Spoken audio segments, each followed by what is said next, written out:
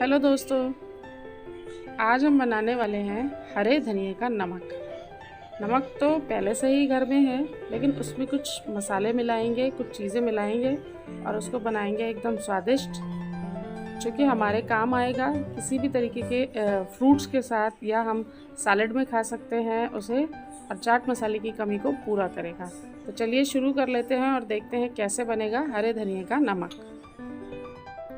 तो हरे धनिया का नमक बनाने के लिए यहाँ सबसे पहले लेना है हरा धनिया, हरी मिर्ची, लहसुन है छिला हुआ और ढेर सारा नमक।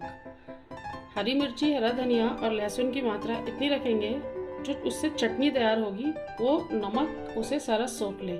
तो बस अब हम इसे ग्राइंड कर लेते हैं। ये चार चीज़ें मिलकर बहुत ही अच्छा स्वाद आएगा।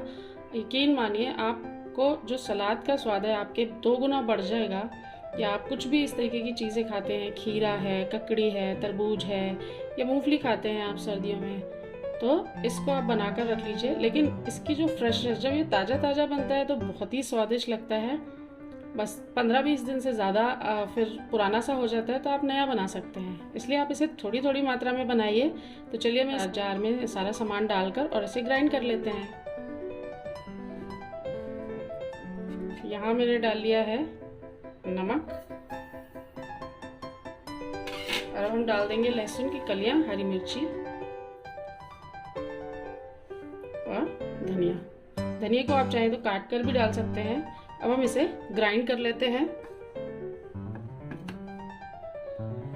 यहाँ ये पिसकर तैयार हो गया है, ये देखिए।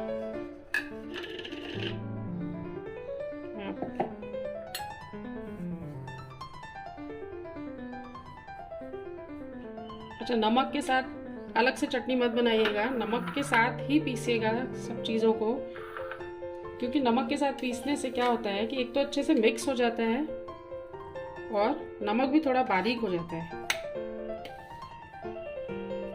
तो इसलिए हम इसे नमक और सारी चीज़ों को एक साथ मिलाकर अच्छे से पीस लेंगे। तो यहाँ निकाल लिया है मैंने इसे कटोरी में। एक बार आप ट्राई ज़रूर कीजिए बनाकर, और आपको बहुत ही अच्छी खुशबू और स्वाद मिलेगा इससे। या आप इसे रायते में डालेंगे या दही में डालेंगे, खीरे के साथ खाएंगे कभी, तो देखिए कितना सुंदर लग रहा है, कलर भी बहुत अच्छा आ जाता है। तो अगर आपको रेसिपी पसंद आए तो वीडियो को लाइक, शेयर और चैनल को सब्सक्राइब जरूर कर दीजिएगा। तो फिर मिलेंगे एक नई छोटी सी रेसिपी के साथ। तब तक के लिए बाय।